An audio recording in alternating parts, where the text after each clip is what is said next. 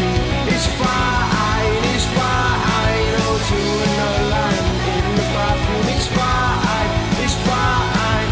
You're only acting 22. No power in the verse can stop me.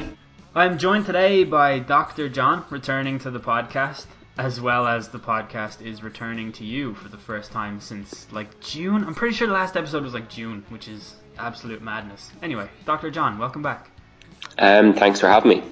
We're talking about how social media affects your psyche today, because obviously we all use social media, and this show would not exist without social media, and none of you would be able to contact me if not for social media. So it's actually pretty crazy that we've never gotten to this topic before. A quick just heads up at the start. I've moved house since the last episode, and so has John, and neither of us appear to have a wealth of furniture in the respective rooms that we are in, so there's an echo for both of us. But at least it's consistent. In fact, the fact that there's an echo for two people actually means I might be able to tidy it up for two people, so we'll see if that actually works. Probably won't. I'm not very handy with audio editing, but either way, there's a little bit of an echo. You're gonna have to deal with it. But the good thing about the echo is that all the good things we say they'll hear twice. So. Exactly, it reinforces it. It's this idea of reinforcement, and that's what we want for our listeners. So there you are. I guess a good place to start would be the good things about social media, right? Because when I read the topic for this episode, I say as if I was unaware of the contents of the episode, I thought to myself, wow, going to be a lot of negative stuff there to be covered. And that's interesting because it's purely just how social media affects us. And I can think of a wealth of positive reasons and ways in which it does. So I guess to start off, sorry, you go ahead. So I was just going to say that it's kind of interesting from a meta-analytic point of view that while talking about social media, which is the primary source of news, our preponderance with news is usually on the negative things as well. So it's kind of fitting that when we're talking about social media in itself that we think about the negative things. As well as we focus on the negative things within social media as news. There's actually, I think I will say something about that later on. I feel like our timelines get bombarded with news, and even though the news is kind of overwhelmingly negative from a sales point of view anyway, the world is actually getting better in a lot of ways that are never really reported. Big time. And it's just interesting how, I don't know, I feel like there's kind of a shift towards global or even existential anxiety because of this bombardment of negative news that someone gets on their timeline every day, where typically this would have been a safe space 7 years ago or so. I don't mean to use the term safe space because they've been hijacked, but I mean, you used to go on your timeline and it was like, oh, your auntie has uploaded pictures of some cats. That's very nice, isn't it? And now it's like, your auntie has killed some cats. Yeah. Not again, Betty. Not again. Yeah, it's interesting. Very interesting. I think it sort of stems from this so there's this concept in social psychology, and I know social psychology has a ton of problems, but there's this phenomenon called the just world hypothesis, which is kind of we assume things to be good as kind of a given, and we assume that good things happen to good people, bad things happen to bad people. So that if you just hear in the news that something happened to this person, we always assume the worst and stuff like that, and we almost assume that the baseline in terms of events is sort of good, and any deviation from that is kind of what's important, because if good is a given, then we just need to know the bad, and that's what we have to kind of rectify and to fix. So I think that's why we almost have a fixation on bad things, because that kind of diverts our attention in ways that need to be addressed, as opposed to the good things which we take for granted. What's the point in fixing something that is the status quo? It's already the status quo. You know what I mean?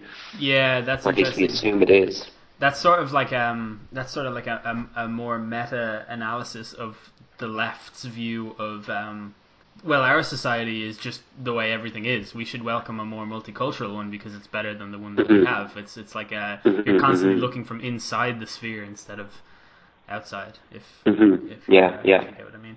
I guess the main benefit of social media goes without saying. It's that it connects all of us, and just on a really basic and personal level, I've lived in about 18 different houses in my life in loads of different places in different countries, and with the touch of a button I can communicate with all of these people from all over the world, where I used to have to, speak to my aunt who lives in Boston like once a year on a phone that racked up a bill of hundreds of pounds.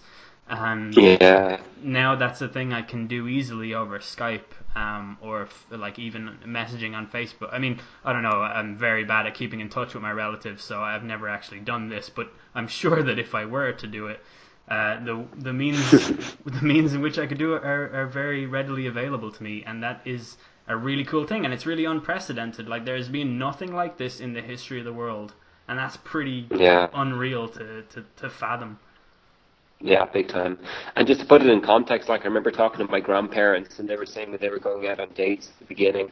They would have like, okay, at 2:30, I'll meet you at, say, the equivalent of the Spire in Dublin or some kind of big monumental landmark. It's like kind of, you wouldn't contact them like an hour before nearly to even see if they're going to be there, because they're already on their way and there's no kind of method of communication en route. Yeah. So like it's just completely revolutionized it in an amazing way, where you can literally, okay, something happened at the last minute, to save that person waiting around in the rain or whatever, I can actually just text them. They know exactly what's happening. They can go make other plans, other arrangements. It's it's literally second to second updating, as opposed to day to day. And if you go further back, or even around the same time, where letters or postcards would have been an important method of communication, like think about all the parties that were responsible in that series of events, like from the person writing the letter to putting it in the post box to the postman, collecting it from the post box to the postman, then delivering it to the person, and that person getting it then and being able to open it. You know what I mean? Their mail wasn't intercepted or whatever, or went missing. Like, there's just so much room for error. And now I can literally text someone, and in 2 seconds, not only will I know that it delivered, I can actually tell that they read the message, which is just incredible. It's insane to me, because I've worked for, pretty much all my last jobs have been with major financial corporations who send mail, like physical letters, on a wide scale level every day, like hundreds and hundreds of letters. And from doing that, I know for a fact that a lot of these letters go missing and they don't reach their destination because the postal service is not all that reliable. And it's crazy to me to think that at some point this is a vital form of communication.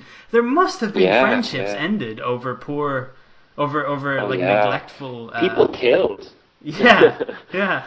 Like, seriously, it's insane. Like, my last birthday card from my dad went missing. Like, you know what I mean? I never got that card.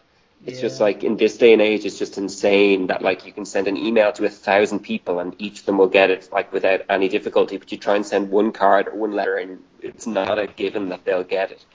Yeah, it's no surprise that social media and the sort of social network has exploded the way it has. You know what I mean? It's really funny that even in this technological climate, I still tell people, no, I didn't get that message, when that is literally an impossible thing. I don't want to reply to you, so no, I didn't get that message at all. I don't know what those blue ticks are about, because I never saw it. And then like just the variety of platforms in which you can communicate with someone from a millisecond to millisecond basis, you know what I mean?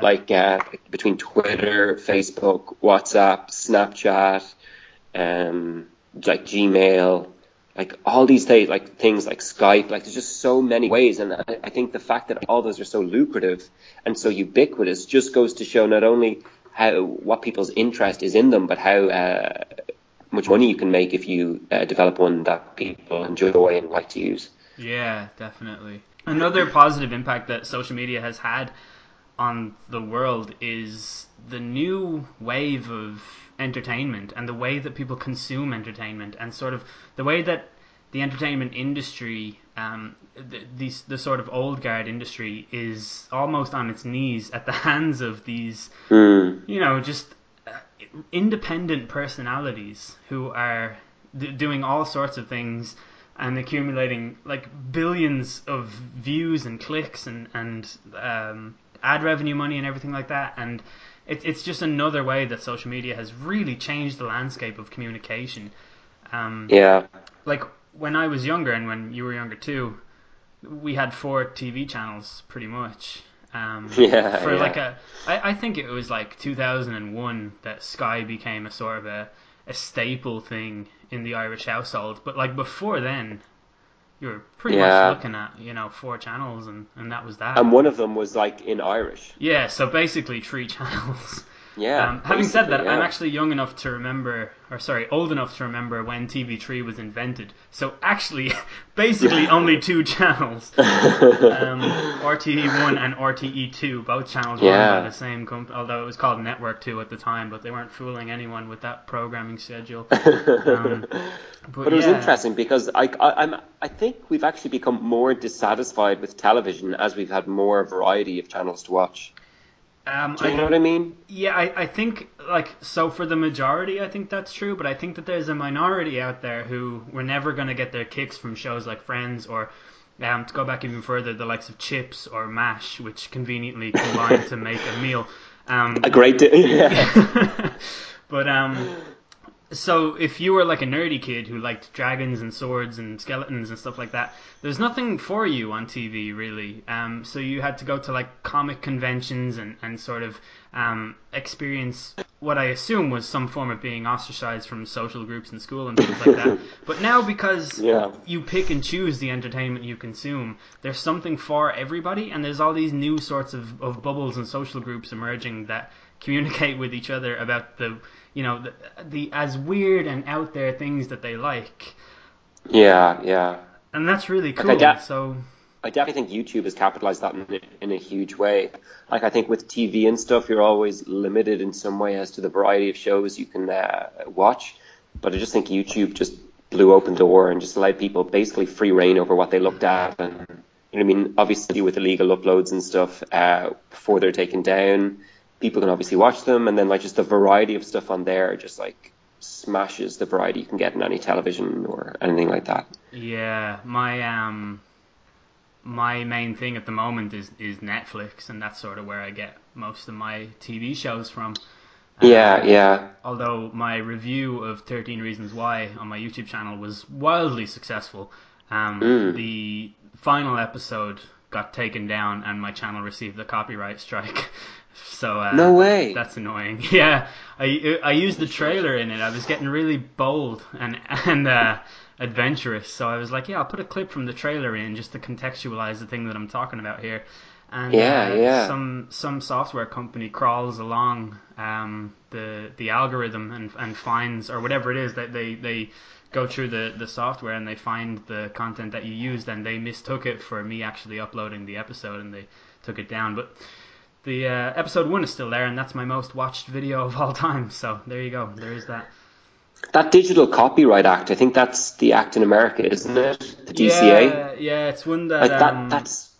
Like, experts in that industry refer to that act as a load of bollocks. I think that's the term they use. Yeah, I have to agree. Yeah, it's complete... It's just ridiculous. It is, yeah. It's absolute nonsense. It's that they now have more control than they've ever had before.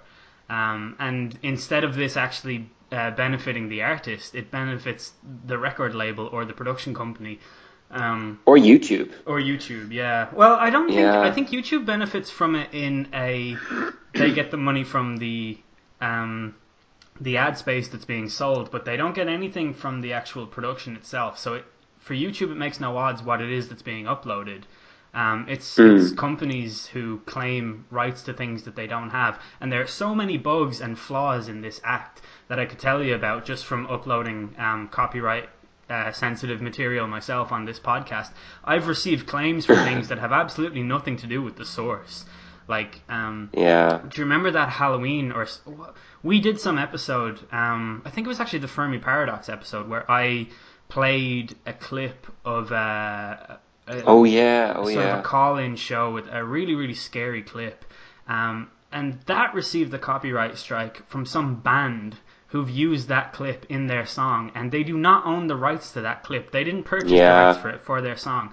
So it makes no sense that they're allowed to claim my revenue from it, you know? But that's the problem. See, with the Millennium Copyright Act, it doesn't matter who makes the claim, and that's why it's so ridiculous. Like, I could make a claim on somebody using a Disney clip, and I could put in the details and be like, oh no, you're not allowed to use this, and that person could get a copyright strike on it. You know what I mean?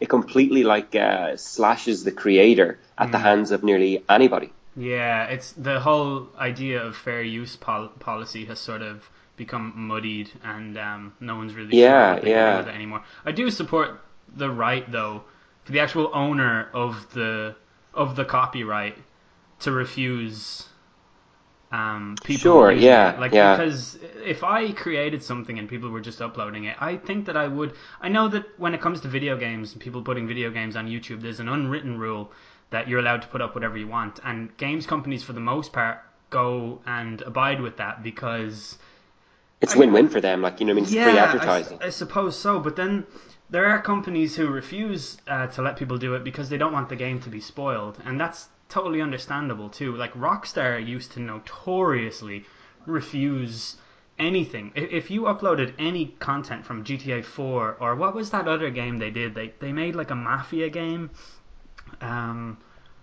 like a crime. What was it? A noir, something noir, crime noir, something like that.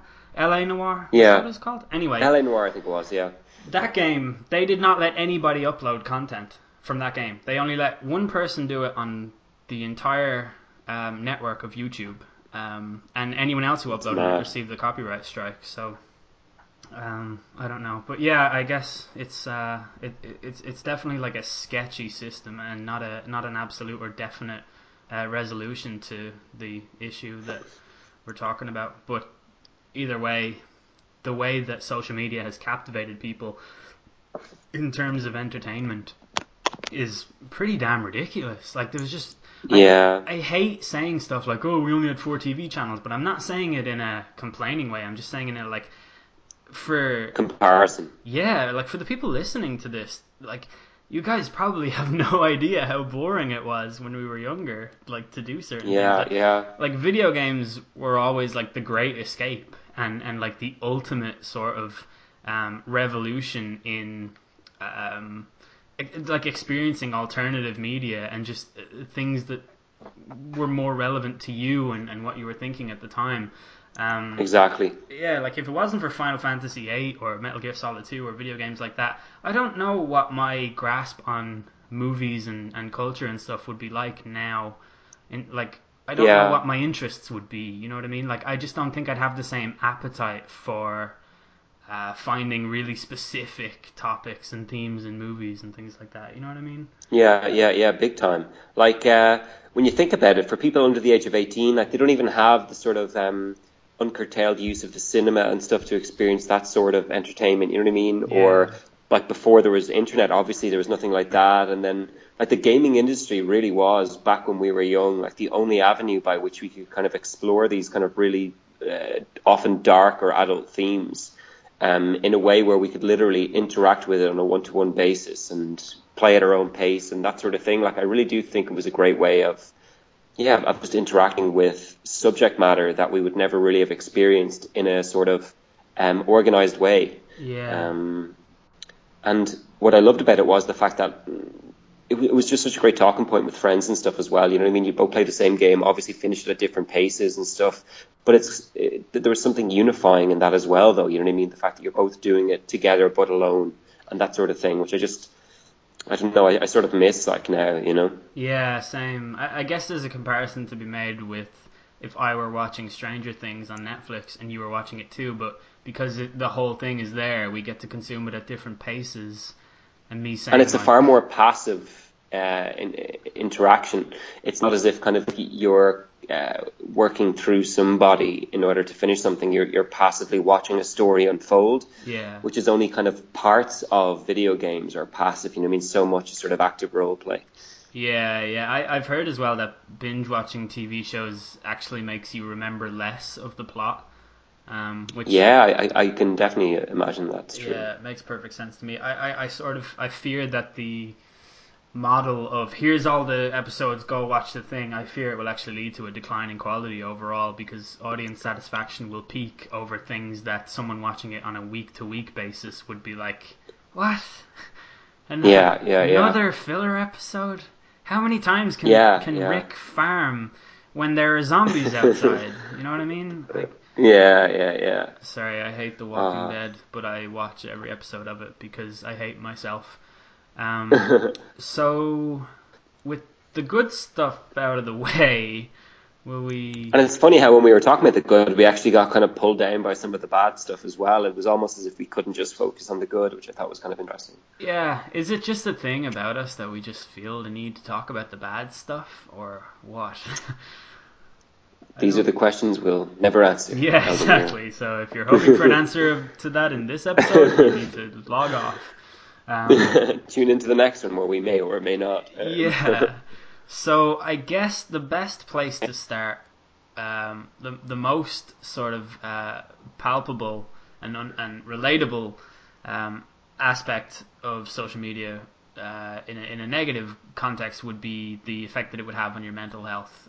Because I've read just a lot of really basic studies that say things like Facebook makes you sad because while you grind day to day, like you go out in your job where you earn like €12 an hour and you get 20 days holidays and life sucks, and you look at Facebook photos of your friends and they're in Egypt or they're drinking champagne by a lake in Bali, and you're like, why do they get to do that while I have to work all the time? And it's a sort of a cognitive bias in your head where you think this is all I do is grind and slave away, and all they do is party and chill, and you don't understand that they are just uploading the good parts of their lives, and that Facebook is basically like a lifestyle porn advert for themselves if they were, a cast member of Entourage or something like that. It's essentially a filter where people kind of remove the bad parts of their life and kind of shine a spotlight on the good parts. And then the only people who are uploading anything at all are the people who have good things to kind of broadcast. So it basically just becomes kind of a Shangri-La of like the best parts of certain individuals' lives at any one point. And it just basically, it's just mad. Like, it's just not representative of the real world for the majority of people, yet we're kind of drawn to it again and again. Yeah, and everyone is guilty of this too.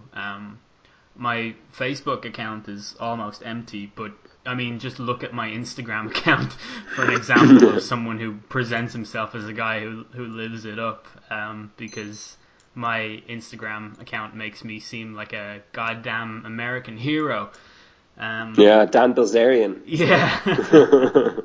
Yes, I am constantly having heart attacks because of my drug abuse. It's really something. But yeah, that's the most easy to talk about way that social media has an effect on your mental health that I think everyone can relate to in some way. Like, I know that I've definitely experienced this. I've definitely sort of looked at my friends' accounts and thought, like, these guys have some sort of hack that they're doing in life where they're getting more holidays than me or more money than me.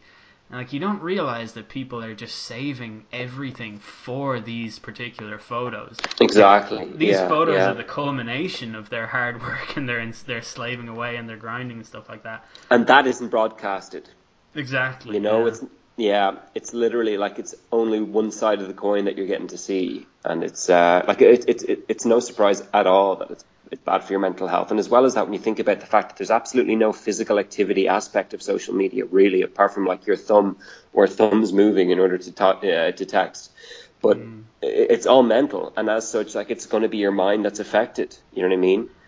It's interesting to me that if you were to look at my Twitter feed and just read my tweets, you would probably get the image of a man who is not very happy.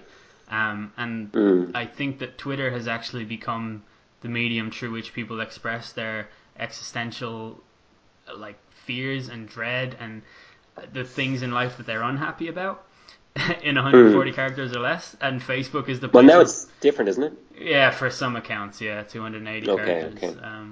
Which is just ridiculous. But if you combine my Instagram and my Twitter account, I think you basically get the embodiment of a working class person, where it's just, I hate my life, I hate my life, I hate my life. Holiday, everything is great, I love everything. And it's just really hard to sort of pin that down, and you can feel very alone in that time if you're looking at other people living it up while you're just, doing your shit job that you hate for people that you hate. So completely. Yeah, that's the most sort of noticeable thing that I noticed about it. I've read though that it just makes you feel sad. I actually read that Twitter and Facebook are predominantly blue, like their logos are blue. Obviously the Skype logo is blue and things like that. But on Facebook, just the border being blue and some of the lines down the side being blue. There's something about the color blue where it actually slowly kills off the what's the thing that's not melatonin. It kills off the melatonin in your brain. Like on like a daily basis, if you look at a glowing screen of blue, that is the one color that melatonin actually reacts negatively to. So by constantly surfing social media websites, you're actually making it harder for yourself to sleep. Interesting. Yeah, I'm not 100% on the science of that because I don't really understand. I guess I like from what I think, melatonin is sort of like the sleep version of serotonin. I don't know how true that is. That's my basic grasp of it. But I downloaded this app called Flux or Flux. It's F.lux. I've spoke about it on the podcast before. And it basically turns your screen orange in accordance with the hours of daylight outside. So cool. It syncs up with your region, and when the sun goes down for you, the sun goes down with Flux, and the screen gets more and more orange. And if you just look at it passively without having been on your actual computer, you'll be like, whoa, that's really orange. But as you are looking at it, it doesn't seem like it's orange to you. Yeah, it's gradual, like, yeah. Yeah, exactly. And that is to sort of ease your brain into the glowing orb of brain changing colors that you're looking at on the screen, and it helps you get a better night's sleep, allegedly. I can't say I've noticed a difference, but I definitely feel I suffer from migraines, and I think that since I've gotten Flux, I've definitely gotten less migraines, and I've definitely just felt less of that sort of pressure in my eyes. So that's so interesting. Yeah, it's pretty crazy, but that's one thing that I read about how social media can actually affect you on like a sort of physiological. Like just the actual hardware of it, like just the way that it looks and the way that it interacts with you yourself. Like that's sort of insane. So yeah, you talked a bit there about melatonin, which is kind of like the sleep-inducing hormone in the body. I think another thing like that's really important to talk about when you're discussing social media is kind of the reward pathway of the brain. Oh, yes. Like the reward pathway of the brain is super important for basically encouraging behaviors. So it's not as if it just feels good and then it's done. It actually kind of rewires circuits so that certain behaviors are more likely to be done in the future in accordance with what was rewarding. I think like the main area of the brain associated with that is like the nucleus accumbens, and like just things are rewarding. And I'm sure if you did studies where you gave people Facebook notifications versus other people no notifications and then had them in an MRI machine or some sort of brain scan, you'd see that like the reward pathway is opening up and people kind of are aware that other people are trying to contact them or interact with them. We find that rewarding. You know what I mean? We are social creatures, and they've done this with gambling, the slot machines that they have in casinos, and they found out that basically when that jackpot hits and those coins start bouncing off the bottom of the machine because someone won, it's not actually the money that they're reacting to. It's the sounds and the bells and the thing that the machine says that they're happy about. It's nothing to do with the money, and that's why gambling addiction is so devastating, is because it doesn't matter how much money they win, because it's all going back to the bookie anyway, because that's the addictive part of it, and that's the reward center in the brain telling them that that's what they need more of. Yeah, no, totally. And as well as that, like, you know, the arm of the slot machine that you pull down as well, like that sound, as well as the sound of the so you know the three things you line up, like they flicker between loads of different options. Like even those things become rewarding, because when you do win some money, you basically associate that money with the things that just directly preceded it. And it was those sounds. You're like, oh my God, these are the sounds that basically lead to me winning, where 99% of the time they don't, but we still focus on the one time they do, because that was when we get the money. So the reward is there, and then we try and associate that with something that we can kind of predict the reward with. It's just... Yeah, and they've known that for so long. Like, you know, casinos and the people that run them are so smart, and they probably understand like reward pathways better than most neuroscientists. You know what I mean? Like the same way that people who ran tobacco companies understood marketing better than anyone else back in the day. And like now there's been a huge kind of curtailment on how you can advertise in the smoking industry, but like back in the from the 30s, 40s, 50s, etc. Like, you know what I mean? They really, really knew what they were doing. My mum went to Hawaii earlier on this year, and she went to see Pearl Harbor while she was there, and she bought me a newspaper that was printed on the day after Pearl Harbor. So this is like a full-sized official like replica of the newspaper. I forget what brand it's from, or like what paper I mean. But it's the full print, everything, the sports from that day, the adverts, everything. That's amazing. And aside from being riddled with grammatical errors, there are numerous adverts for cigarettes in it. Yeah. And they're fucking insane. I think one of them is for Lambert and Butler or something like that.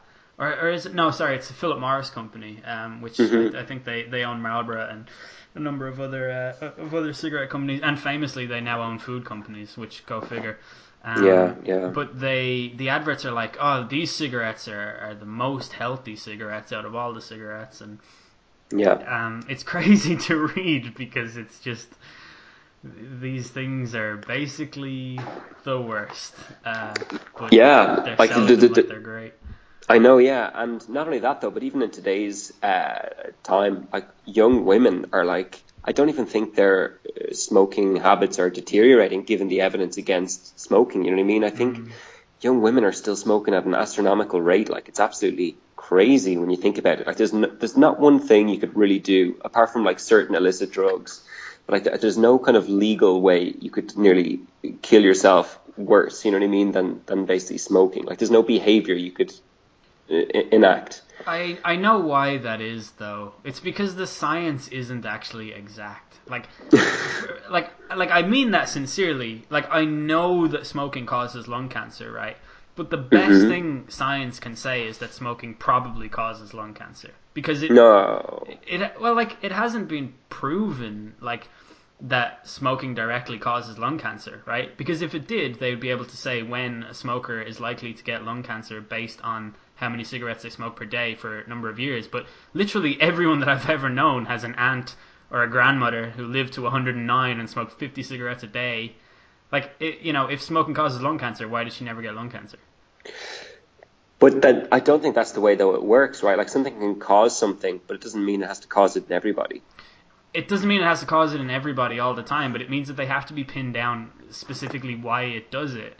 And I know lung cancer is a very rare type of cancer, so it's not. Oh no. No, I mean outside of smokers. Okay, exactly. Yeah, but wouldn't that be evidence enough? No, that's what I'm saying. I know that smoking causes lung cancer.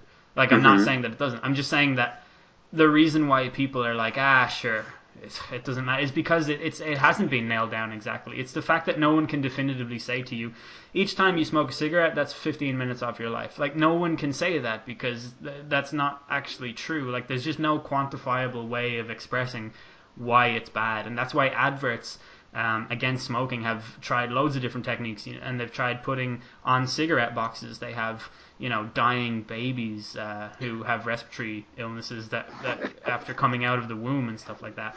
But the fact is, this doesn't happen with every baby, and the risk is greater, or the risk is not as what's the word, poignant or prescient as the reward. And that's why people continue to smoke, because sure, fuck it, my auntie smoked and she lived to be 150. So I think the reason people continue to smoke has more to do with people than the science. I think just it's extraordinarily hard to convince someone of anything scientific, regardless of how strong the evidence is. I just think people think of themselves as kind of above and beyond science, or kind of different to everyone else, and as well, I suppose, sort of alluding to what you said, you can't pin down exactly when you'll get cancer from it, and you could be smoking for 40 years before you have any observable change. It's not as if it's kind of like overnight you have differences, right?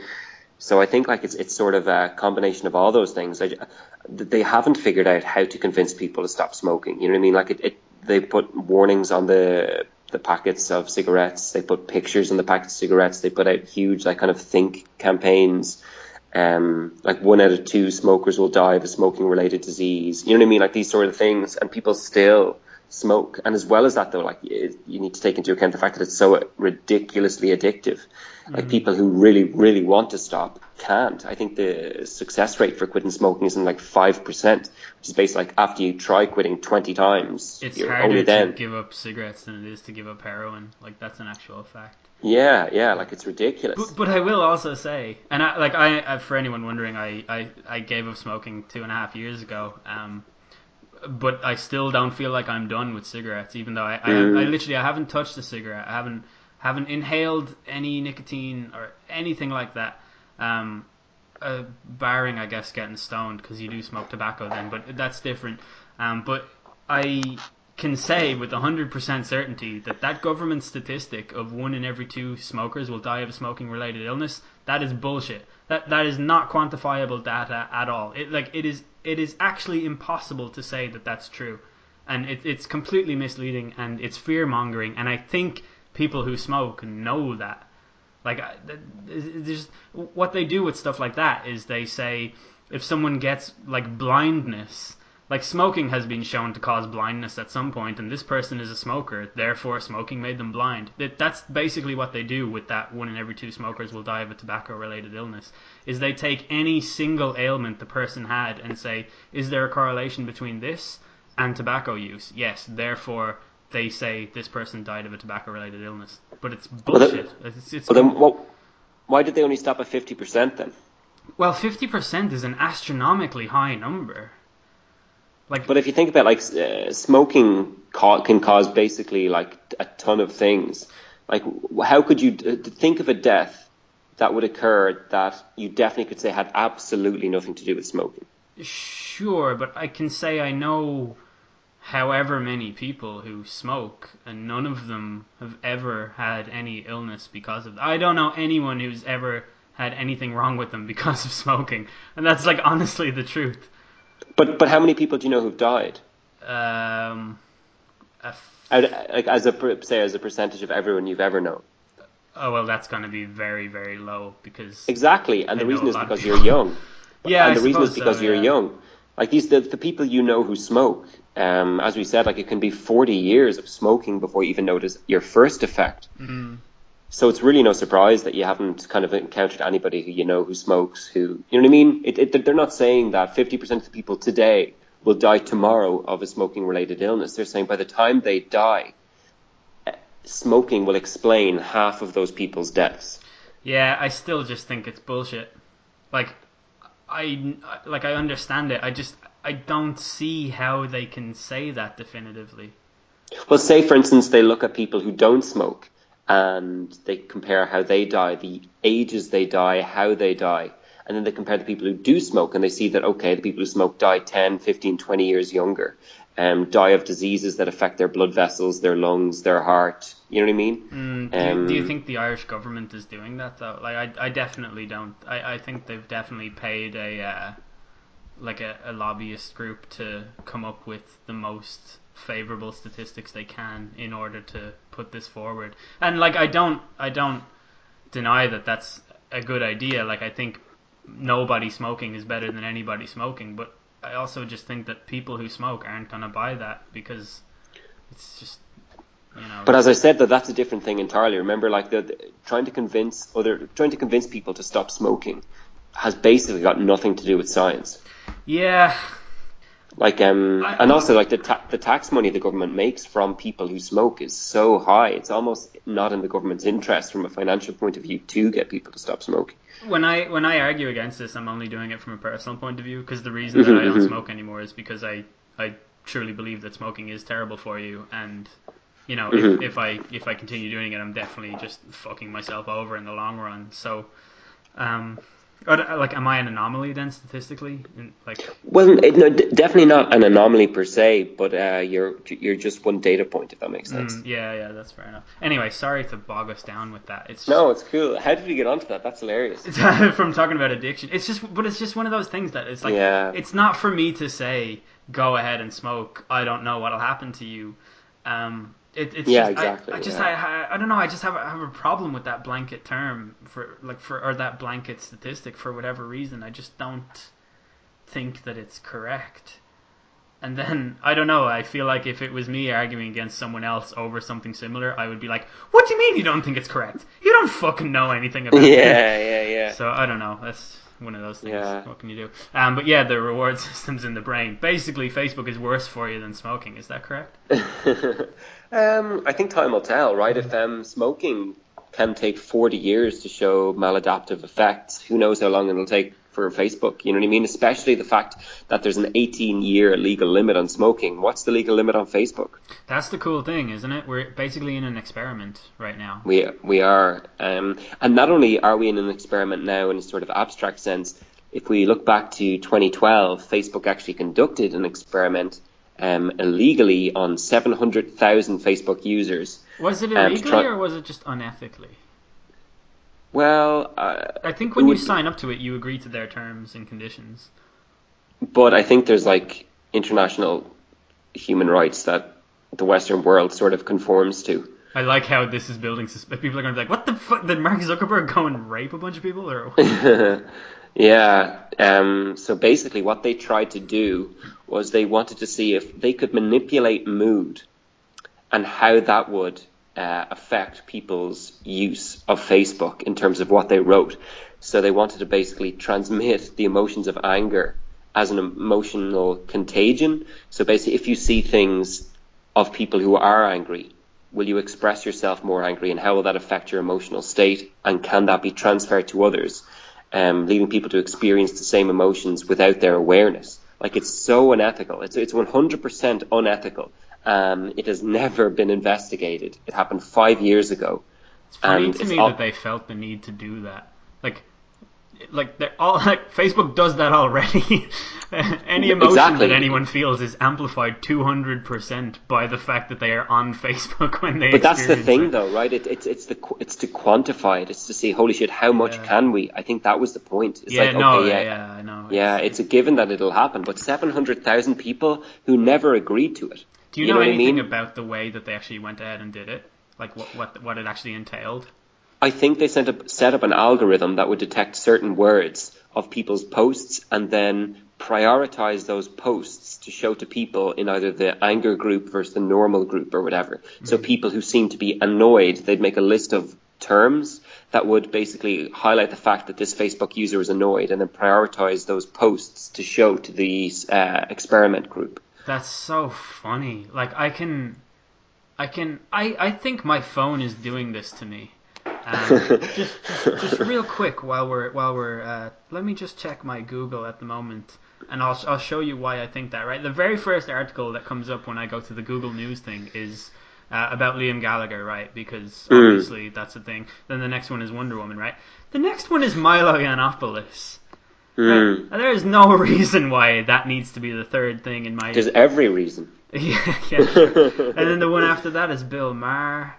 It's things that I actively dislike, and they keep coming up in my Google News because Google knows that I do not have the impulse. I do not have the control over my impulses to not click that and get angry at the latest thing. Yeah. Well, that's interesting, isn't it? Because it's almost as if you're addicted to click into something that generates ad revenue money for Facebook. Yeah, I do. I definitely sort of hate watch a lot of stuff. I'm definitely really bad at controlling that urge. And where a better person says, "Oh, if you don't like it, then just don't fucking watch it. Don't give them the satisfaction." Like, that will never be me. I'm gonna give them the satisfaction. Yeah, but it's always said by someone who has no emotional investment in the topic. Like, you know what I mean? That's true. Yeah. Like, if I was talking to someone about something that I don't care about, of course it's going to be easy for me to be like, just don't watch it. But like, you're right. If you were ever talking to me about Hillary Clinton and the things you don't like about her, if I ever turn to you and say, well, then just don't fucking listen to her, man. Like, I know. You have every right to tell me to go and fuck myself if I ever do that. And I will. Yeah. Yeah. No, like, it's so true. Like, it's just so much easier to say it when there's absolutely no emotional investment on behalf of the person giving advice. There is a friend of mine though. His name is Nepenthes. You actually met him one time in 2011 outside the Sugar Club after a Codeline gig. Oh right, cool. He's the big English guy with tattoos, if you can remember 6 years ago. But he is literally like that. Like, he will never hate watch a thing, or like he'll never invest time in something that he is bothered by or fazed by in some way. I can do nothing but admire like just how much energy that frees up in his mind to dedicate to positive ventures, and it definitely does, and it's the reason why he's a huge success, is because he's able to just be like, oh, getting nothing out of this, fuck this, I'm done with that, and then he'll just go and do the next thing for himself, something that's beneficial to him. And it's like, oh man, I wish I could be like that. I know, I definitely have masochistic tendencies that I would like to erase. Yeah. Super masochistic tendencies, and actually our propensity to engage in them, I think, says a lot about us, not only like as individuals, but as a species. Yeah, and I think social media is capitalizing on that. Like, big time. To an unbelievable degree. Like, yeah.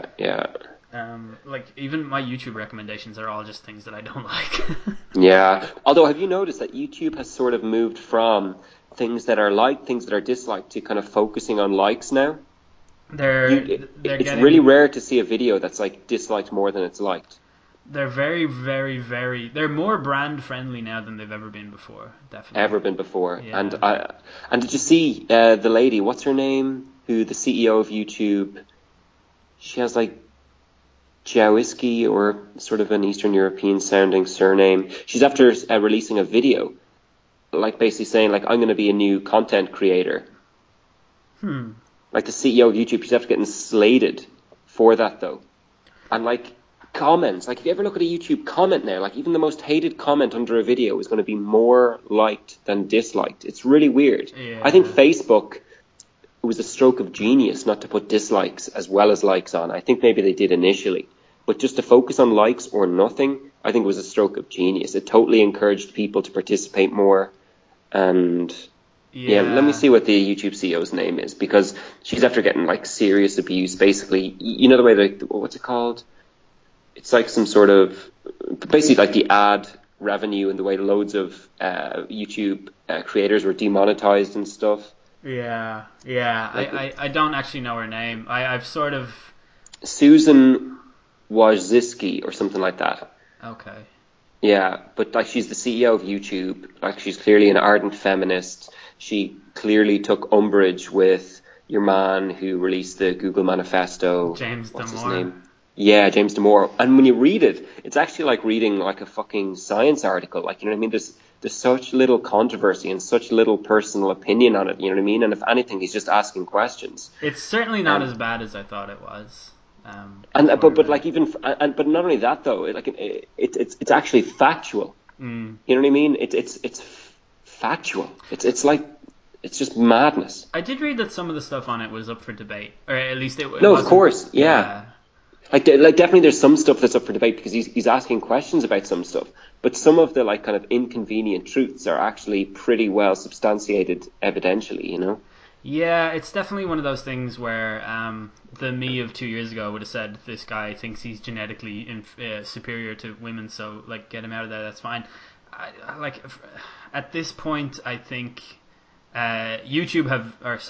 Google have made him famous by sacking him. I think that was an absolutely ridiculous thing to do.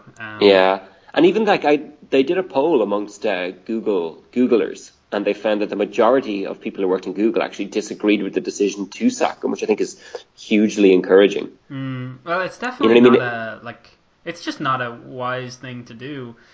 He's taken them to court, right? So yeah, he definitely has a good case. Yeah, I'd imagine he does. And that's even going to give it more publicity as well. Like you'd think that they would have just kind of moved him to a different section or whatever, or I don't know. Yeah, I hope they give him money to stop going on podcasts though, because I'm sick of being like, oh, check out this pod. Oh, it's this fucking guy again. It's James Damore. I'll tell you one thing that I am. Actually, no, should we finish? Because I do have another thing I want to talk about a lot that's to do with the effect of social media on our psyche, but should we keep talking about the mental health aspect? Or are you done with that? Not to put you on the spot or anything. I definitely think that we don't know enough about the impact on mental health. I definitely think that if you think about adolescents, they're so vulnerable to so much, and that the fact that we're just letting this go on without knowing what the long-term implication will be, I think is scandalous. Yeah, I and think, I'd say irrespective of all of those things about like the the potential mental health ramifications, and also things like the fact that they're exposed to things that should maybe come with an age restriction or something like that. But just the bare necessity. the bare necessities of life, they'll come to you. Let me tell you. Just a quick tangent, right? I never saw that movie, The Jungle Book, as a kid. Never saw any of the Disney movies. I saw Bambi when I was like 7, and it basically scared me into a life of never watching any Disney movie ever again. So when I was babysitting my girlfriend's 2 nieces with her a few weeks ago, and they were watching The Jungle Book, and there's a scene in that. One of the nieces is 4 and the other is 2, and they were like totally entranced by this movie. And I thought it was pretty cool. There's a scene with these vultures that are clearly like a play on popular music at the time and things like that. But there's a bear in it called Baloo, and then there's a bad tiger guy called Shere Khan, yeah. Were you talking about The Jungle Book, not Bambi? Yeah, I'm talking about The Jungle Book. Yeah, that's what the bare necessities is from, though. Sorry, I thought you said you were talking about Bambi. Oh, no, that's the one that scared me away from all of them. Okay, So they were watching The Jungle Book, and Baloo has the fight with Shere Khan, is that what it is? Yeah, Shere Khan, yeah. And Shere Khan knocks Baloo to the ground, and Baloo does not get back up again. And the older niece was like, what's happened to Baloo? What's wrong with Baloo? And I was like, fuck. This kid is gonna find out about death. Like, this is the way that this is how it's gonna happen, and it's gonna be up to me to be the guy. And my girlfriend was like, he's just sore. He's just very, very sore. And I was like, yeah, good one. Like, she's going to believe that. And eventually, like, I was like, in terms of like anxiety and just emotional heightened sensibilities, I was pretty much ready to explode. And then the motherfucker came back to life. Like, Baloo just stands up again. And I was like, yeah. Like, I actually exhaled so much. I must have lost. You were holding your breath or something. I was just like, thank God. I can't even remember why I started. Because anyway, the bare thing that people should be worried about when it comes to their kids being on social media is addiction. And the fact that it is addictive by its very nature. It is built to be addictive. It's built to keep you clicking. It's built to keep you searching for likes and keep posting and following new accounts and liking new pages and potentially buying products or window shopping or looking at the ideal lifestyle for you. It's built to keep you doing that all the time. And it encourages kids to believe that life is perfect, because what they're presented with on social media is, as we said, a fake version of life, like the one side of the coin, only the positives. Yeah. And as well as that, like kids are so impressionable, and it's so important from an in-group, out-group kind of perspective that they need to be accepted. And if likes are a metric of acceptance, then of course they're going to do anything and everything to get that. And when that's not there, that's going to be extremely frustrating and neurosis inducing. You know what I mean? I don't think we're really paying enough attention to it. Like back, say, for instance, before social media, you meet up with your friends for a couple of hours, right? You have the energy, it's not too long, blah, blah, blah. You hang out with them, you have a good time, you go home. There's like a shut off, you know what I mean? It's almost like you're escaping then to the refuge of your house with your family who unconditionally care for you, hopefully, you know what I mean? Whereas on social media, there's nobody there basically to protect you. You're basically just there 24/7, you know what I mean, with no sort of arbitrator. And I'm not one to argue for arbitration, but we just need to be aware of that in relation to teenagers and younger. You know what I mean? I don't think time will be forgiving of how we let young people interact with social media platforms. Yeah, I think you're right, but every impulse in me to push that urge to the forefront of my fears doesn't allow me to do it, because I remember being a kid and my mum was really cool and let me watch like Steven Seagal movies and Jean-Claude Van Damme movies instead of the Disney movies that actually psychologically traumatized me far more than any of the 18 rated movies I watched. But it's that makes me think like, just let the let the fucking kids grow up themselves. Like, don't coddle them. But I don't think we're actually crying out for them to be coddled. I think it's just an impulse to control how quickly they're going to be cast into this world of absolutes and fears and anxieties and just things that they have no possible control over, but that they're supposed to get wound up and fearful of. Yeah. But as well as that, though, like, have you ever thought about how if you leave the house without your phone, it almost feels like you're missing a sense, you're missing an organ, you're missing a part of yourself? Yeah.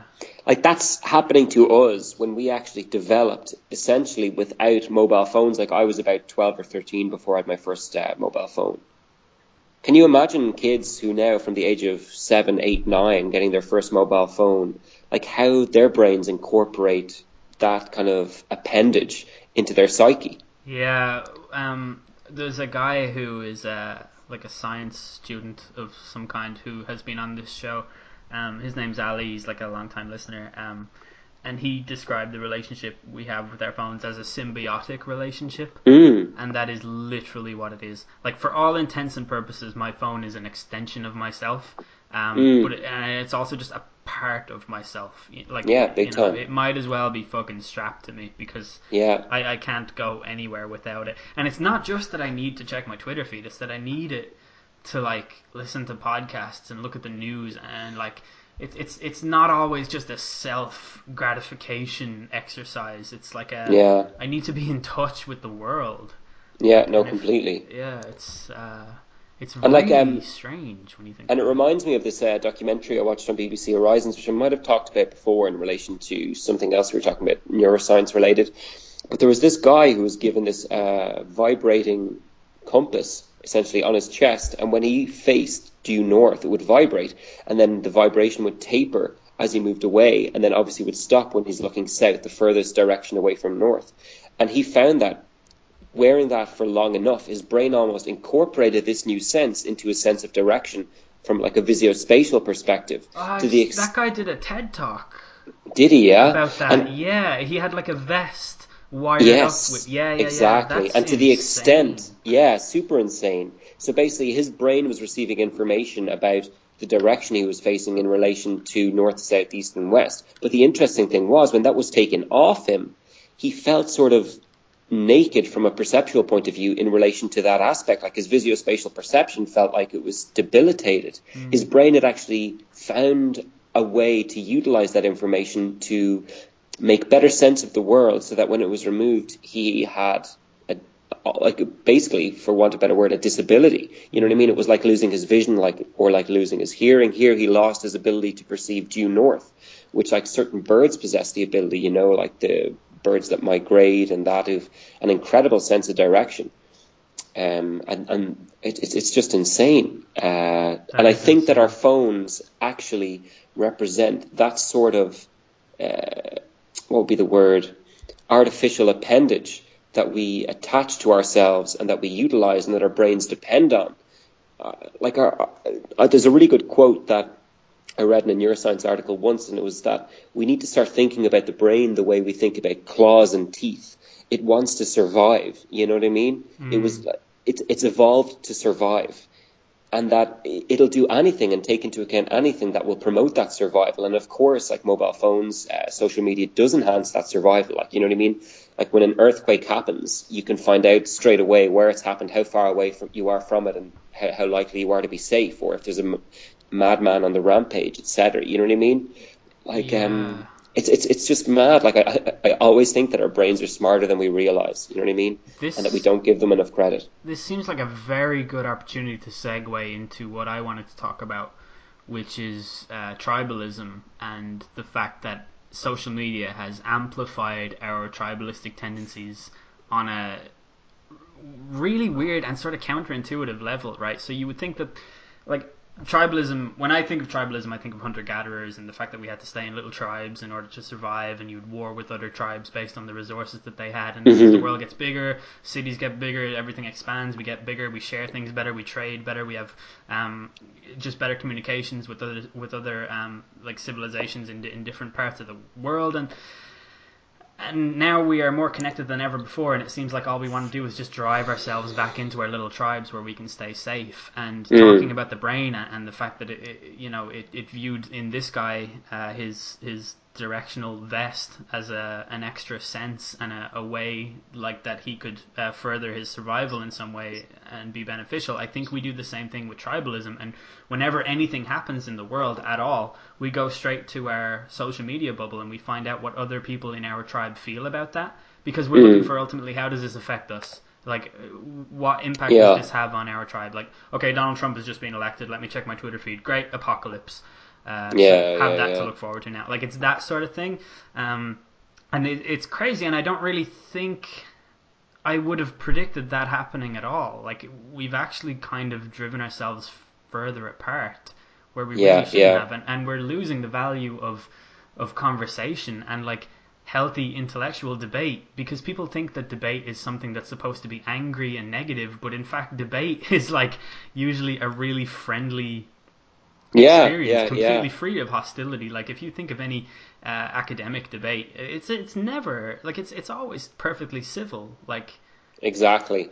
And it's so funny when you think how, like, the length certain groups or people would go to silence debate. You know what I mean? Yeah, it's crazy, madness. because you and I are on, like, I think more and more each day we kind of get a little bit opposite to one another. We drift a little bit further apart down different paths. In the way that we see the world, and, like, in terms of ideology, I think we're definitely on opposite sides of some kind of fence. But the fact that we talk about that, like, I feel better because of that. Like, if you and I had fallen out over some, like, ridiculous, like, ideological argument at some point, I think I would just be so much worse off, because I'd be, like, removing an angle of, like, visibility from my worldview. You know what I mean? It'd just be like, oh well, that's it. Like, I don't need to talk to him anymore. Now I can go back to, you know, thinking that everything on my side is correct. And exactly. It's like you sort of think of opposite of ideologies as a thing that you need to destroy rather than a thing that you need to converse with and communicate with and work with. You know? No, completely. I just don't get it at all. It's nuts. Yeah. And if anyone doesn't know what I'm talking about, like, just look at your Twitter feed. Look at the fucking replies on every Donald Trump tweet. It's enough to make you vomit into a bucket. Just some dickhead with a verified account and, like, 57 tweets making up a thread of, oh, Donald Trump, why are you doing this? Yeah. No, but what I think is really, really important is, have you ever, like, watched a live video, say on Twitter or Facebook, where they update the comments in real time? Yeah.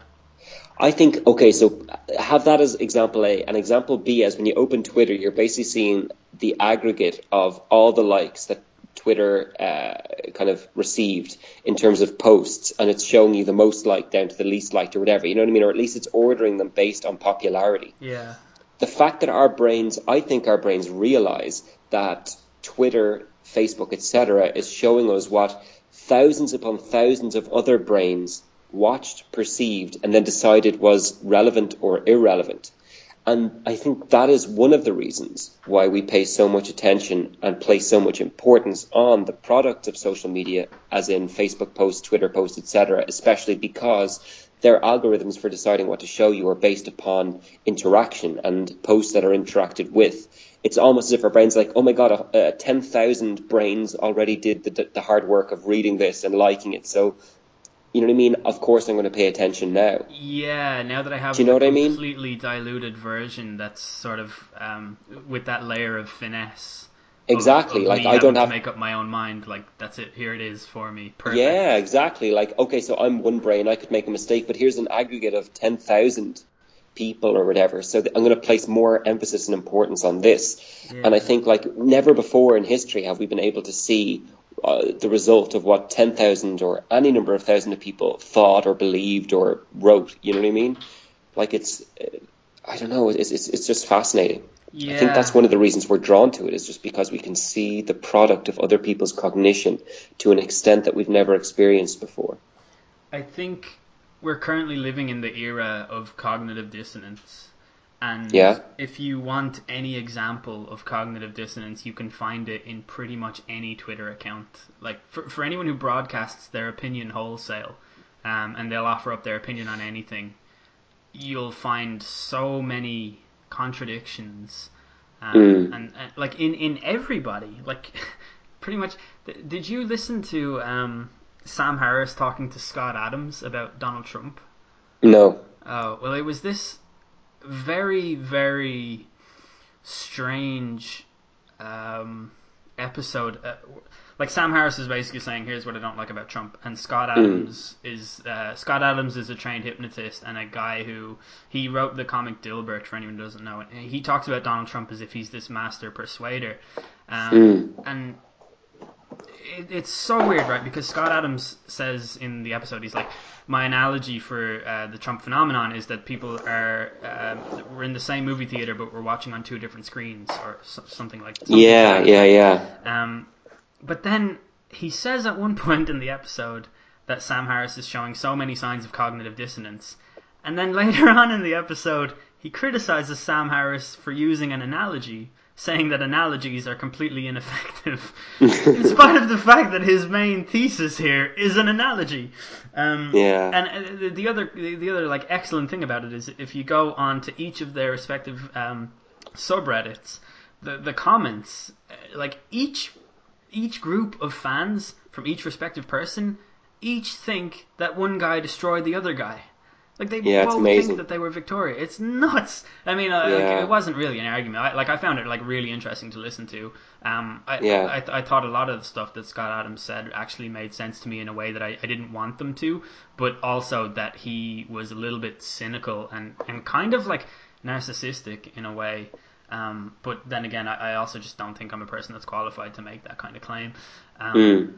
But what was the fucking point of me? Oh yeah, cognitive dissonance is just, it's so prevalent in pretty much everything now. Like everybody has some opinion that they are like claiming the opposite of on some other. Like the main thing right now is, I don't know, like take for example YouTube and the fact that they are silencing free speech, and yet they will simultaneously support the fact that Donald Trump is telling people that they ought to.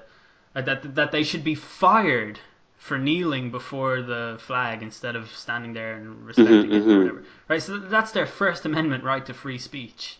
Yeah, it's ridiculous, the criticism of that. Yeah, you can't be mad at a corporation for silencing free speech and then claim that Donald Trump should be silencing free speech because just because it lines up with your ideology. Like, fuck off. Yeah. It's just it's ridiculous. Well, here's my 2 cents on that. I think that definitely in recent times, say the last 5 years, we've definitely become more polarized than ever before.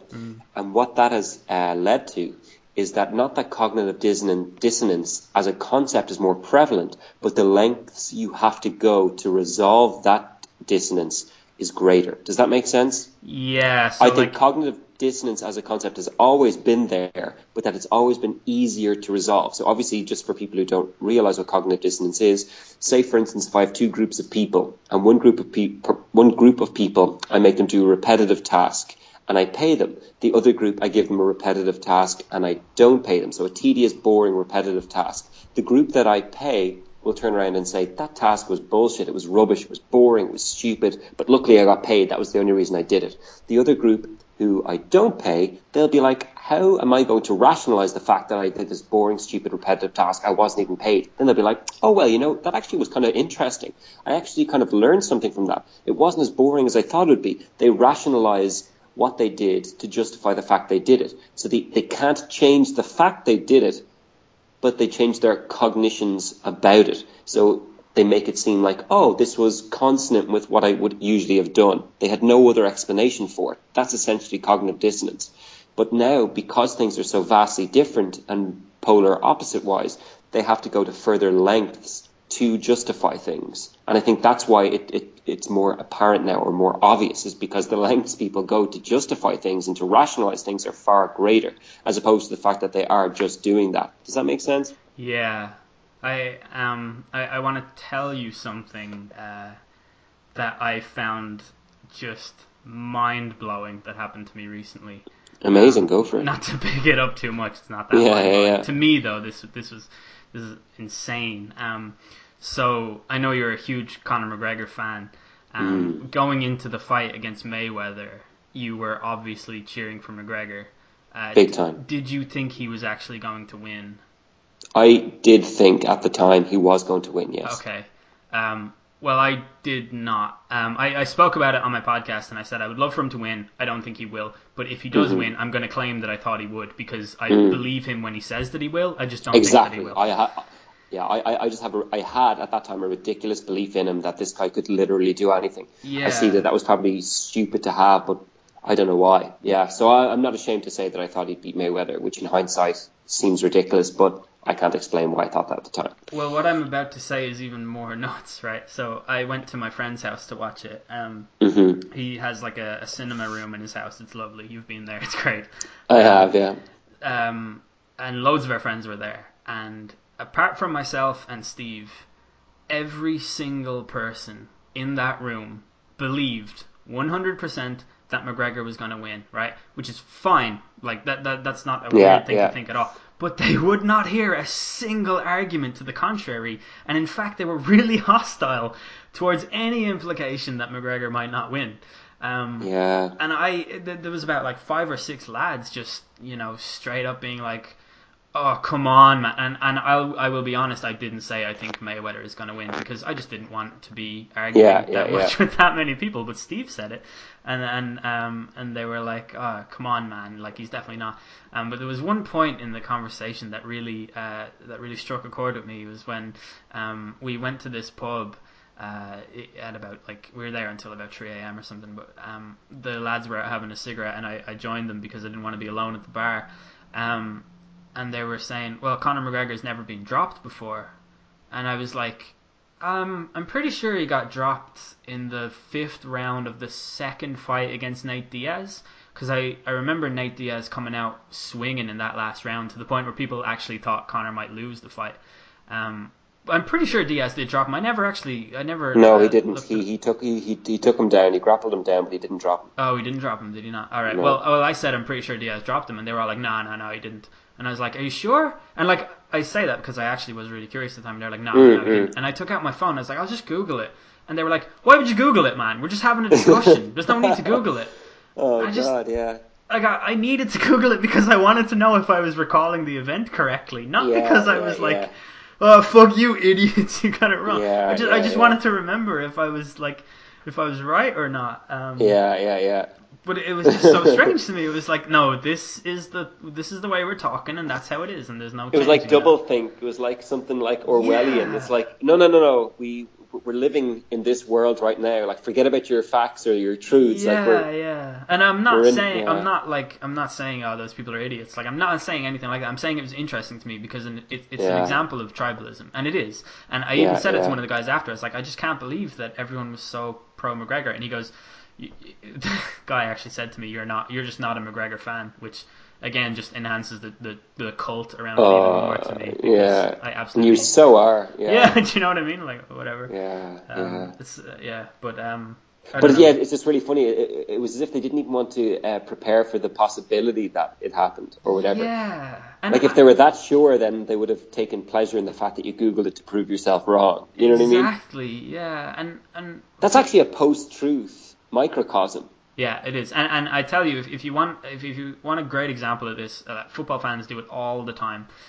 If you ask a fan of a particularly big football club while they're going up against another big football club, they'll say something to the degree of, oh, well, their best player got injured last week. Like, I know they've won 5 games in a row and scored a combined total of 35 goals in that spell, but now they've lost their best player. I'd say they're going to be a little bit fearful coming into this. Like, they won't have come up against a defender quite like this. And it's like, okay, those are all perfectly rational things, but you're saying that because you want it to be true. And that's really strange to me. I'm not saying I'm not guilty of it. I'm not saying I'm better than football fans. I'm just saying that it's something that I've observed in football fans a lot. And it's a method of thinking that I just don't fully understand because I'm hearing it and I fully don't get how they've come to this conclusion without being like, I want this team to win and therefore I am going to create a reality through which there is no other possibility but my team to be the winners.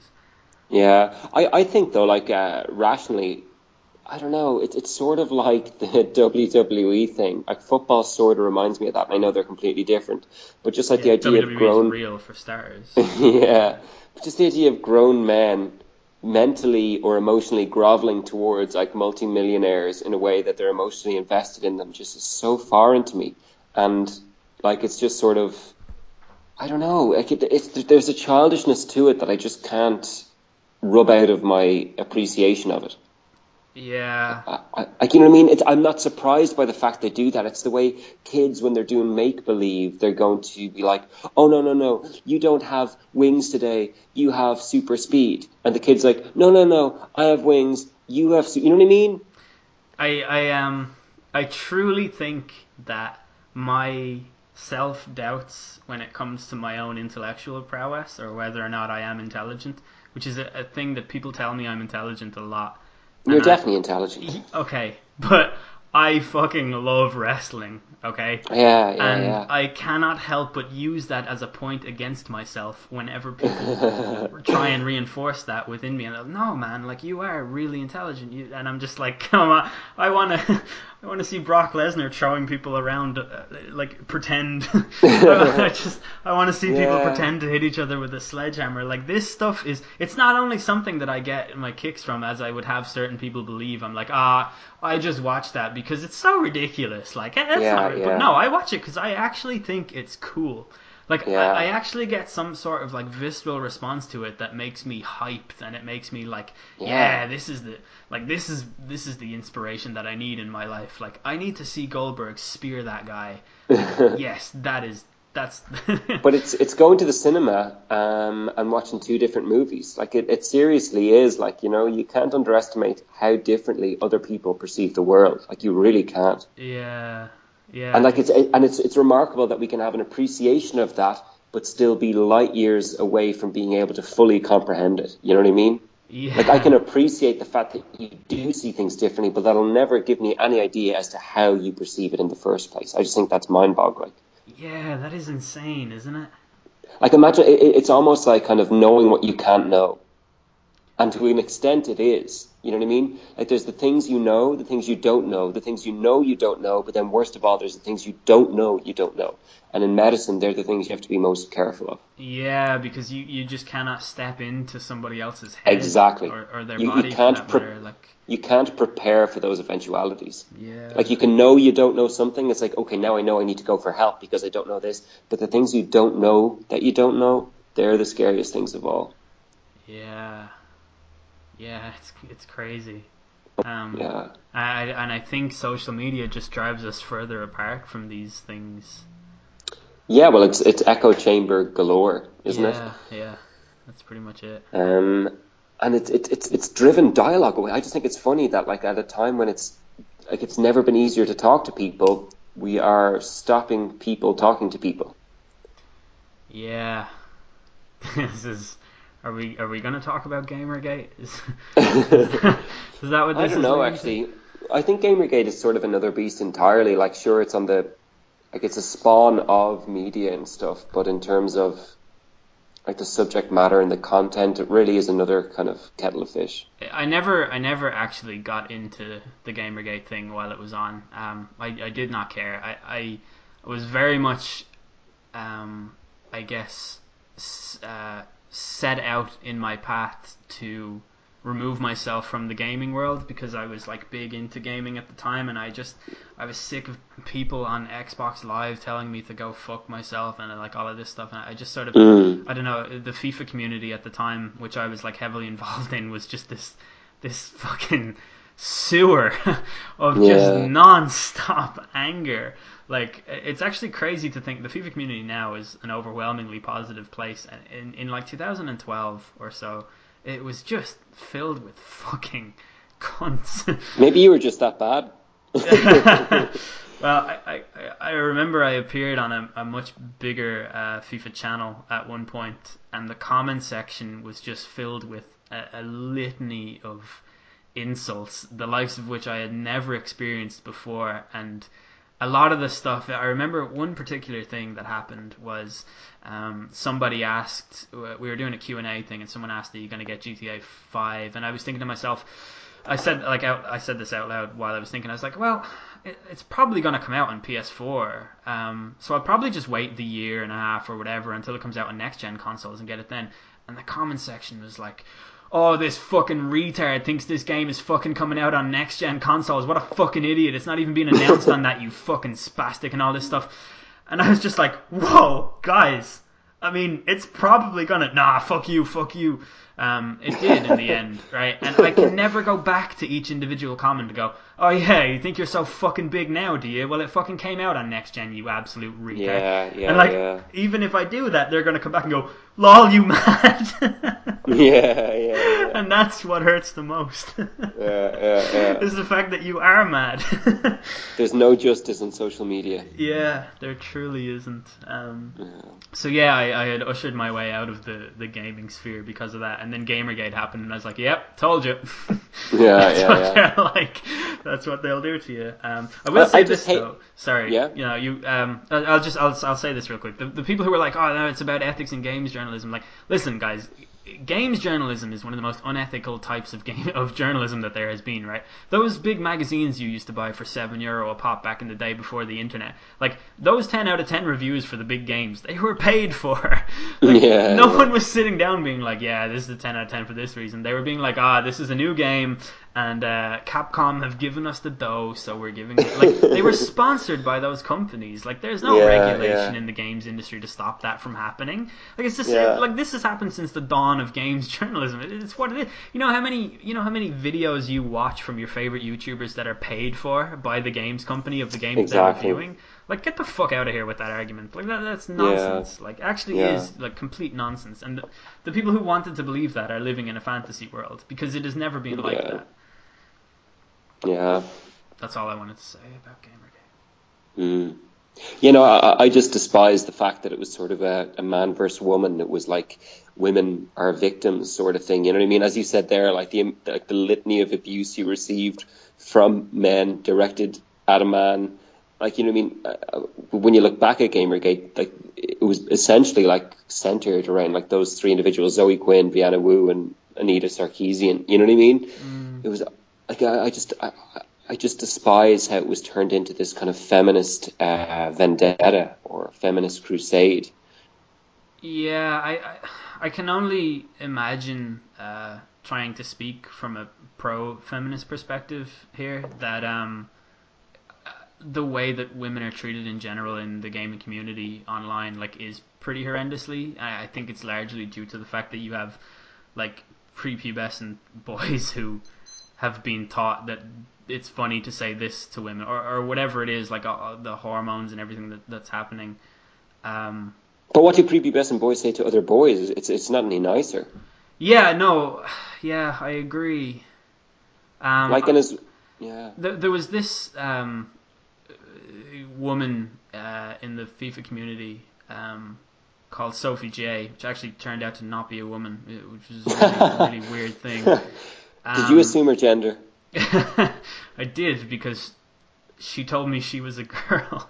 It's actually so funny how everyone I think being a woman in a gaming community, there's like three phases of it, and the first one is like, oh my god, it's a woman, everybody flock around this woman, it's a woman, this is amazing, like I worship you, I want to. You're so hot. Yeah, exactly. She's got an avatar of Lionel Messi, like. Yeah, and then phase 2 happens over the next few months when it's like, this person's not giving me that much attention. You know, fuck you. Like, I fucking told you that I'd give you the world and you haven't done anything for me. Like, fuck you. Fuck everything. Yeah. And like then, knight in shining armor problems. Yeah, exactly. And then phase 3 is, I am so sick of you that I am going to discredit you, deplatform you. I am going to attempt to ruin your life. And that's when all the rumors start.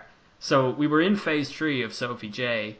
And she was treated mostly nicely by the other content creators, although she was definitely not free of the odd jab, like, you know, you're a bitch, you know nothing about woman, or you know nothing about football, you belong in a kitchen, stuff like that. Well, she didn't know anything about being a woman. Actually didn't know anything about being a woman. That person was, that was right in the button. What's mad is that she uploaded this picture, like, oh, my computer is black screened, what's wrong with it? And in the reflection of the TV, of the monitor with the black screen, you could see what was clearly a guy. Oh my god. Yeah, and so people were like, "Hey, that's a guy." And now, all the person had to do here was say, "Oh, my brother took the picture for me and sent it to me on WhatsApp, so I uploaded Yeah, it. yeah, Tell me yeah. what's wrong." But no, deleted the account. Oh my So god. there you go, some guy going around pretending to be a woman, Mm. and that's that. So Poor Sophie J. yeah, I wonder um, what happened to Jer. I bet you any money that Sophie J in his correct guise or correct iteration or whatever Yeah. is still playing a role in the FIFA community now, and nobody knows who he is. Yeah, but the legends say that on a Yeah. full moon, he All I'm can still saying be is, seen roaming the has fields. anyone ever seen me and Sophie J in the same room? Oh, um, no, I wow. am not Sophie J, but I do think that Sophie J is out there and is familiar with a lot of people. But yeah, that's a thing that happened. That I mean that's definitely a person that was having some kind of weird identity issues, right, and assumed another like role for I themselves guess, yeah, online. yeah.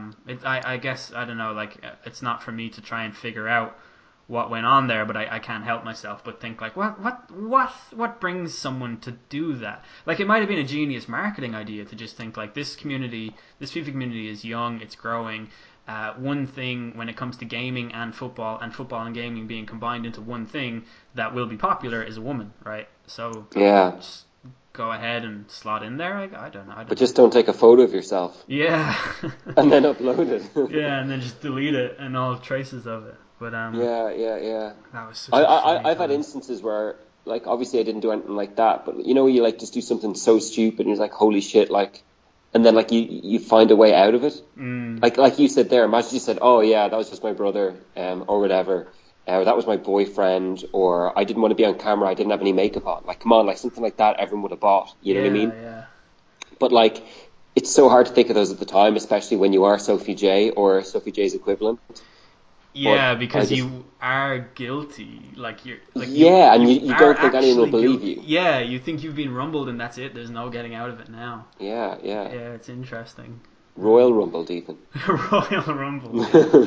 Oh man, you haven't lived because you just can't appreciate the Royal Rumble, and therefore I am better than you, and my tribe is better than your tribe. And believe it or not, I am jealous Yeah, of the people. Like, no, I am, like, I don't doubt sincerely. it. Like I Yeah. actually like if you could like experience watching a Royal Life. Rumble in a yeah, if you could experience life, man, I'm telling you, you would probably like Yeah, it. yeah. But I'm if just a voice on the internet. yeah, I Yeah. mean, for all In an intents and in an purposes, echoey internet room. now that you've moved away, that's all you are to me as well. You're just a voice in an echoey internet room, and that's all you'll ever Yeah, be. yeah. Um, Solipsism is the only rational philosophical stance. is it solipsistic in here, or is it just me? But yeah, Yeah. that's good banter. I'm gonna let Calm down, people Google Partridge. that. Oh man, yeah, that's another negative aspect of social media is that I've realized how many of my friends just do not have the same sense of humor as I do. It's just full of laughing emojis in 2002 Oh, GIFs, dude, or what did you say, imagers? imager stuff. Like it's like the way the internet works, right? Like you go on Imager and you see funny stuff and you like it, and then about a year and a half later, that picture goes viral on Twitter, and you're like, oh wow, there's that thing. And then about 6 or 7 years later, it's on Facebook, and your mum Yeah, is yeah. laughing at it. And then 8 years later, it gets into the WhatsApp group with the lads. Jesus. And it's just, it's because the lads don't use the internet. Like, they don't live on the internet. Like, they don't know Yeah. you could make any one of a number of references to them that they would never understand, Trump is president with the earth is round. Yeah, that's right. Yeah. Yeah, I read somewhere that Trump is actually president. Did you? Yeah? Is that true? No, he's not really president. Hillary is, but he's like a puppet there, so Hillary can, like, there's no end to the shenanigans. I saw this amazing tweet of some guy, some well-to-do dad tweeting a picture of him and his 4-year-old, and it was like, I still tell her that Hillary is president. And that's Oh my God, that's I read that too. And the reply though that went viral is like, "You're lying to a 4-year-old." I think he asked a question at the end like, "What does that tell you about Americans? That you're lying to a child?" I think Ben Shapiro had a really good retort to that as well. Ben Shapiro is a badass though. That's unsurprising. Yeah, thug life. Hey, I tell And you like one thing.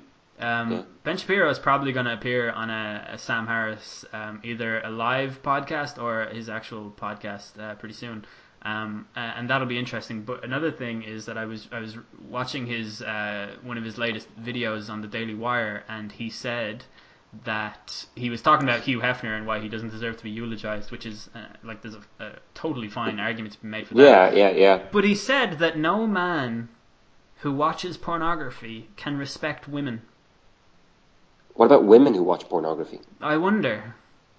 That's a ridiculous argument. Isn't it? Yeah.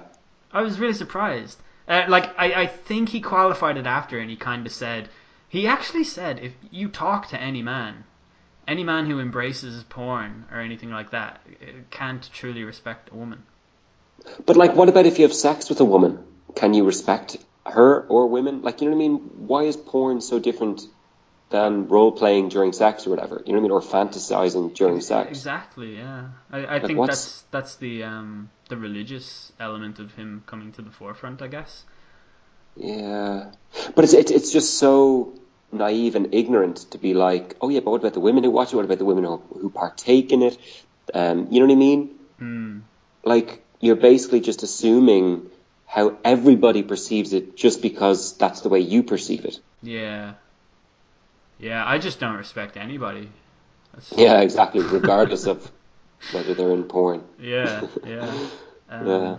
There's a great Jim Jeffries joke where it's like, the reason I could never be gay is just because I just could never fuck a man.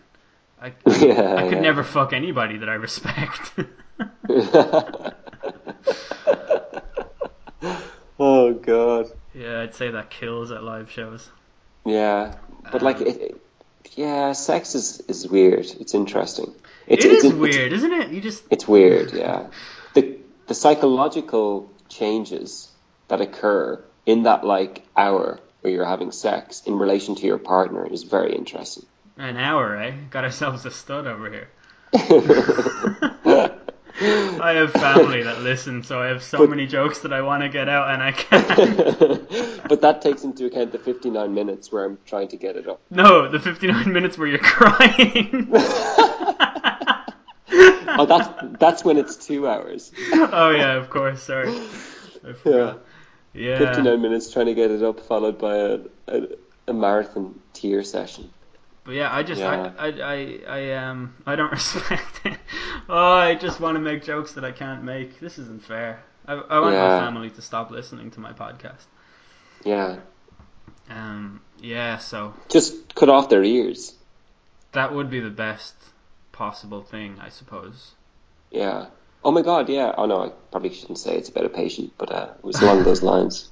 You can text it to me later with their details. I will. Yeah. I will not. Okay. Should we leave it there? I think so. I think we've done a good job here.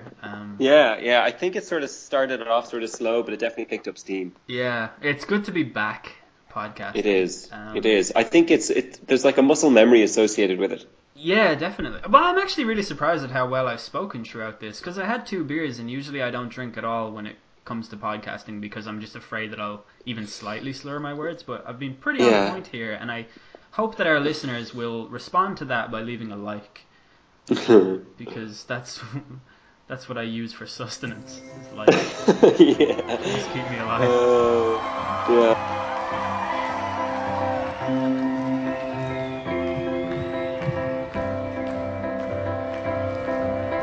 Stay out super late tonight, picking apples, making pie. Put a little something in our lemonade and take it with us. We're half awake in a fake empire. We're half awake in a fake fake empire. Tiptoe through our shiny city with our diamond slippers on, do our gay ballet on us, bluebirds on our shoulders. We're half awake in a fake empire. We're half awake in a fake empire.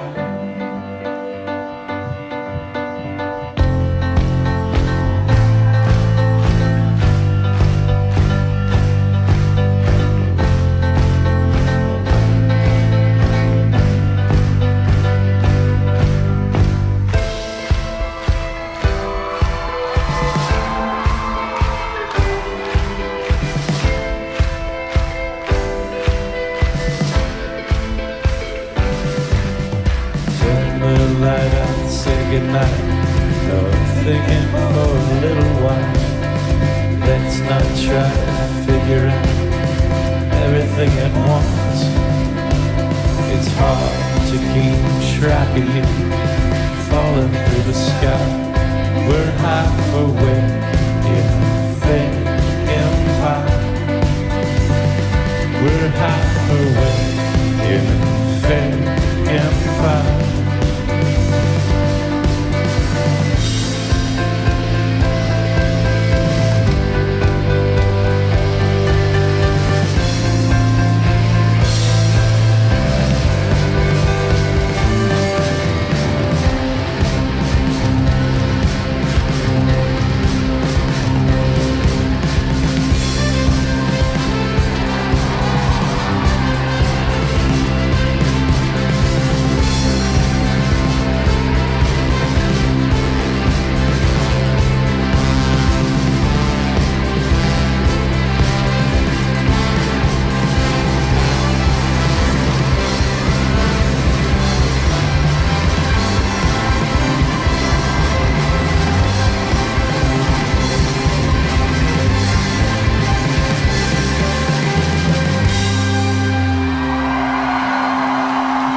Thank you.